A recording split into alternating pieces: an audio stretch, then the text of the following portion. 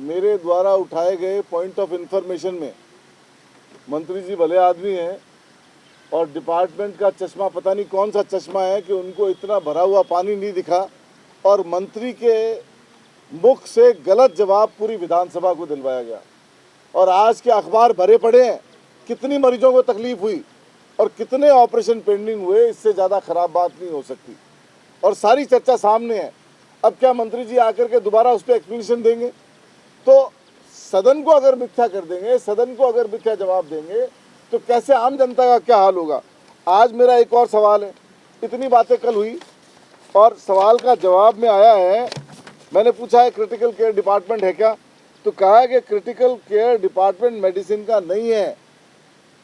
इतनी बातें, एसएमएस का इतना बड़ा नाम और एसएमएस के अंदर क्रिटिकल केयर का डिपार्टमेंट नहीं है।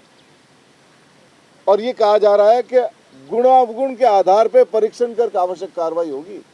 क्रिटिकल केयर तो सबसे पहली चीज है, पोस्ट ही नहीं है। तो मैं ये कह रहा हूं कि सरकार संवेदनशील नहीं है। और दूसरी बात, हमने बीएससी की मीटिंग में खूब जोर दिया कि होम पे चर्चा कराएं। सरकार होम पे चर्चा नहीं कराना चाह रही। क्यों नहीं कराना चाह रही? कि क्राइम ज़्यादा आ रहा है, रिकॉर्ड ज़्यादा आ रहा है, तो उसको एफआईआर के जरिए कम करेंगे कि एफआईआर कम से कम दर्ज हो, तो उसके क्राइम की संख्या कम करें। कल मेरे एक दोस्त की परिवार में डिजिटल अरेस्ट करके और उसकी पूरी ज़िंदगी की कमाई, सरकारी कर्मचारी थे, पूरी ज़िंदगी की कमाई डिजिटल अरेस्ट करके लोगों ने उनसे एक्सटॉर्शन कर लिया और वो कमाई उनसे बैंक ट्रांसफ़र करवा ली। 1 करोड़ रुपए से ज़्यादा की रकम चली गई। 2 आदमियों को जयपुर के 2 आदमियों को गैंगस्टर द्वारा धमकी दी गई है। तो क्यों नहीं कराते होम पे चर्चा? क्या कारण है?